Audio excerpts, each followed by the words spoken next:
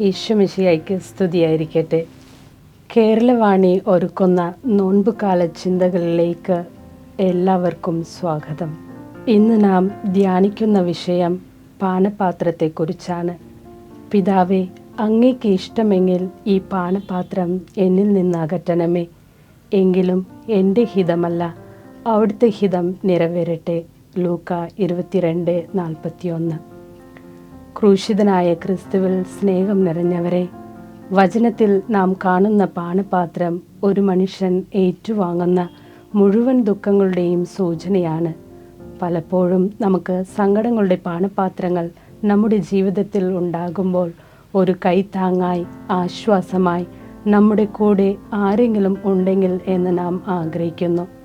എന്നാൽ ക്രിസ്തുവിൻ്റെ ഗെത്സമനിയിലെ പ്രാർത്ഥന നമ്മെ ഓർമ്മപ്പെടുത്തുന്നത് ഒരാളുടെ സങ്കടങ്ങളുടെ പാനപാത്രങ്ങളൊക്കെ ഒറ്റയ്ക്ക് നേരിടേണ്ടി വരും എന്ന യാഥാർത്ഥ്യമാണ്.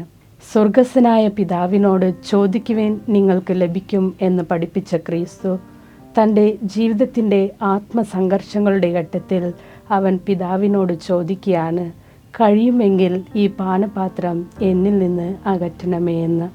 വളരെ ഹൃദയം നുറുങ്ങിയാണ് ക്രിസ്തു ഇത് പ്രാർത്ഥിക്കുന്നത് എന്ന് വിശുദ്ധ ലൂക്കായുടെ സുവിശേഷകൻ എടുത്തു കാണിക്കുന്നുണ്ട്.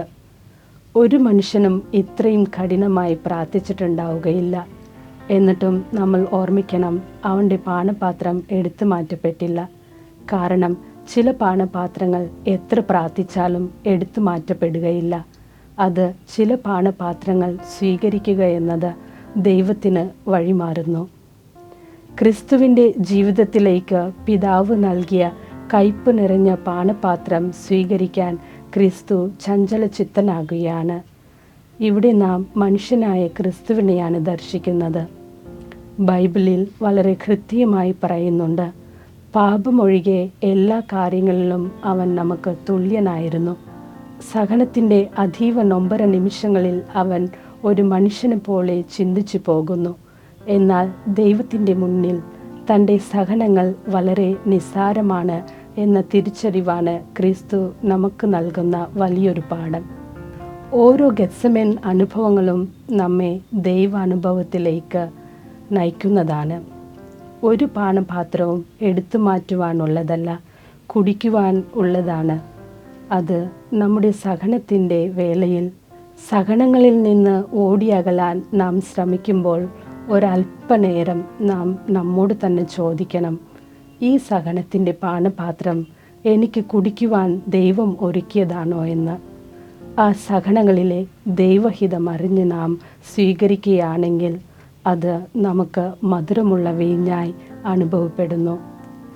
ഈ ഒരു അനുഭവമാണ് ക്രിസ്തു നമുക്കും കാണിച്ചു നൽകുന്നത്.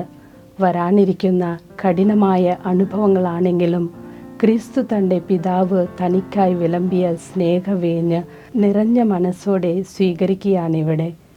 മനുഷ്യൻ്റെ സങ്കടങ്ങളെക്കുറിച്ച് ഒരാൾക്ക് മാത്രമേ അറിവുള്ളൂ. അത് നമ്മുടെ ദൈവത്തിനാണ്. നമ്മുടെ സഹനങ്ങൾ നമ്മുടെ സ്നേഹപിതാവിൻ്റെ ഹിതത്തിന് നമുക്ക് വിട്ടുകൊടുക്കാം.